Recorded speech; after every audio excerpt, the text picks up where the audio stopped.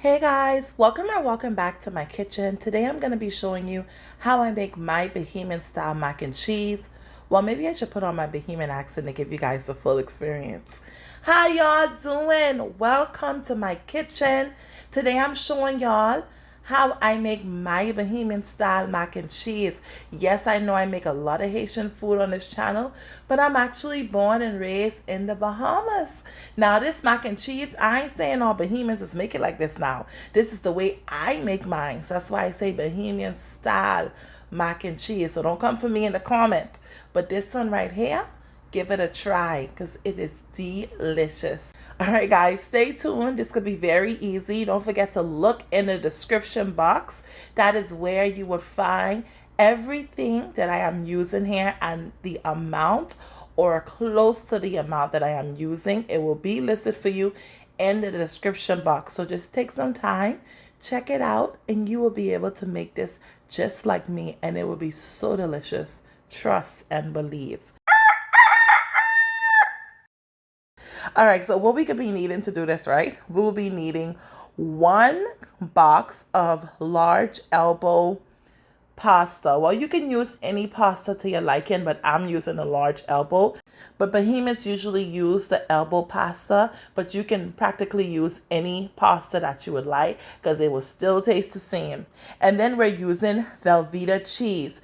This Velveeta cheese can be found on the shelf. This is not refrigerated. When you go to your grocery store, look on the shelf where the cheese are, like I think where all the taco stuff are. It normally is in the taco area or close to the taco area. It will be on the shelf, and I'm not using this whole thing now. I'm only using half of it. Again, look in the description and you will see everything that I'm using. I'm also going to be using cheddar cheese. Those are the only 2 cheese that I'm using in this macaroni. We're also going to be using celery, red pepper, bell pepper, onion, fresh garlic. I put them all together in one plate and set that aside. We're also going to be using 1 stick of thyme, carnation cream, mayo, unsalted butter. I use unsalted butter because remember, our cheese is full of salt and I don't want it to be too salty. I just want it to be delicious. I'm also going to be using 1 egg, salt, seasoned salt, my favorite, black pepper, and red pepper flakes. To start off, I always encourage you guys to read the instructions on the back of your pasta box because every single pasta brand has different instructions on how to cook it. So you definitely want to just follow the instructions behind the box of the pasta that you are using. So I'm going to put my pasta in this pot of hot boiling water. The water needs to be boiling now. And then I'm going to put in 1 tablespoon of salt. If you don't put your salt now, there's no coming back. You have to make sure you put some salt in the water because that salt will flavor your pasta. And then I drop my thyme in the water, and I put the thyme in now because I want the thyme to flavor the water and to give the pasta a little bit of flavor. So then we're going to mix that in because we don't want our pasta to be like too sticky, so you want to make sure you mix it. You could put a little bit of oil if you please. I just prefer to mix it. I don't need to add any extra oil because I'm going to be keeping my eyes on it. Now that my pasta has been boiling for 10 minutes, that is just enough based off of the instructions on back of the box. You can see now that the elbows are very large and nice and soft. So now I'm going to remove my thyme stick, drain the water, and put the pasta back in the pot. I'm starting off with 1 can of carnation cream because I don't want my pasta to burn at the bottom. So I use 2 cans, it's in the description box, but I'm only starting off with 1 to start mixing everything in. At this point, my stove is on a very low heat. You need it to be a little hot because you have to melt that Velveeta cheese, but you don't want it to be extremely hot. So make sure it's on a very low or medium heat. Now I'm putting in my black pepper, and then I'm going to add in all of my vegetables. right from the bowl. Just pour it on top, and I'm going to give it a good mix. You don't have to pre-cook your vegetables because, guys, this macaroni is going in the oven for about 45 minutes. When it's in the oven and baking, it's cooking, so you don't have to pre-cook your vegetables. Now I'm adding more carnation cream. I'm just adding about half of a can, and I'm putting the other half aside for later. Now I'm adding the Velveeta cheese and cheddar cheese, and then I'm gonna give it a really, really good mix. You wanna make sure you mix it well so that Velveeta can melt right into the pasta. Sorry guys, I can't keep that Bahamian accent on for too long because I've been living in the States forever. So it's kind of hard for me to keep the Bahamian accent on, but whenever I go home, it just comes back automatically. Like you would think that I was living there my whole life. So now guys, I'm mixing it really, really well. And as I'm mixing it in really, really well, you can see the cheese just simply melting into the pasta. And that's going to help thicken the sauce and also make our pasta creamy. That's what you want. That's the key. You want it to be creamy. All right, now I'm adding in my seasoned salt. You see, I added in my cheese first because why? Cheese already has salt. So I make sure I mix it in and I taste it.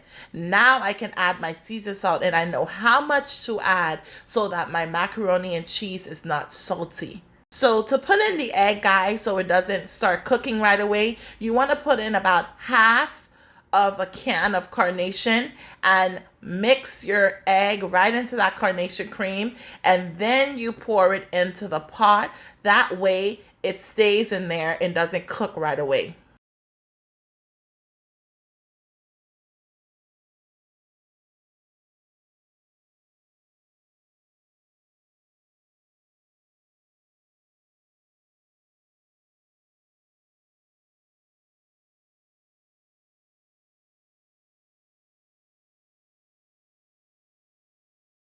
Now I'm adding in my mayo, my butter, and red pepper flakes. Now, I wanted this to be a little spicy, so I'm adding as much as I'm adding. Although I don't like spicy food, but these red pepper flakes just add that kick to the macaroni. So I like to add a good amount. But if you don't like spicy food, you don't have to add it. You can just add a little bit. It's not that peppery. You can add just a tiny bit of red pepper flakes, but let me tell you guys, the red pepper flakes, it really seals the deal. So you mix it all in. You see, this is what you're looking for, this creamy goodness. And guys, taste it, okay? This is the time to taste it. At this stage, you should know if your mac is gonna be good when you put it in the oven, okay? If it doesn't taste good now, you have to fix it. Don't expect to put it in the pot and think it's gonna magically taste good if it doesn't taste good during this process. This is the time to add more seasoned salt, add more cheese, add a little bit more mayo or milk, whatever you need to add. This is the time to add it, and then we transfer it to our pan. Now my butter is all melted because I put the pan on top of a hot stove. I don't know why I would do that, but I did it. So that's why it's all melting, guys. So I'm gonna transfer my pasta to that pot. Now, if you want your macaroni to be really thick, put it in a smaller pan. If you want it to be thin, put it in a larger pan. I'm covering up the top with cheddar cheese.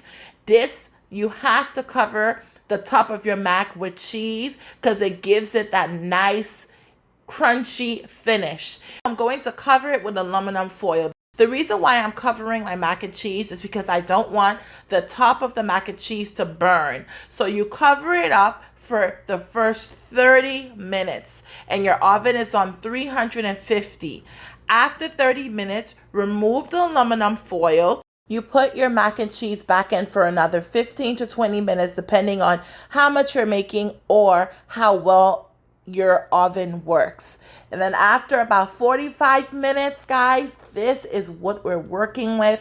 The hardest part is to let it cool down, but you gotta let it cool down because it's better when everything is settled in. Let this cool down for about 20 minutes, okay? That's the least amount of time, but it really should cool down for about 30 minutes.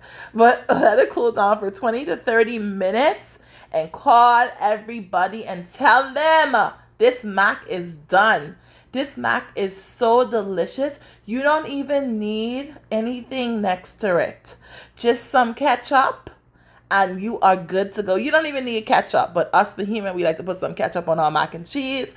You can serve this as a side, as we do, with some peas and rice, barbecue chicken, which is what we did. Actually, I made some peas and rice and barbecue chicken, and we had that with it. But you can pretty much freestyle and do whatever you want, or you can simply eat this mac and cheese as is.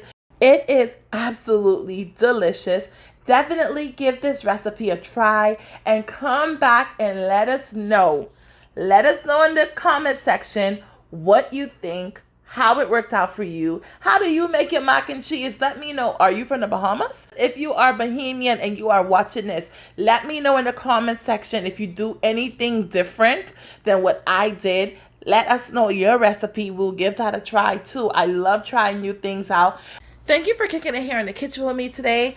Our door is always open any day, any hour, anytime. You are welcome to my kitchen. And I hope to see you on the next episode. Bye, guys.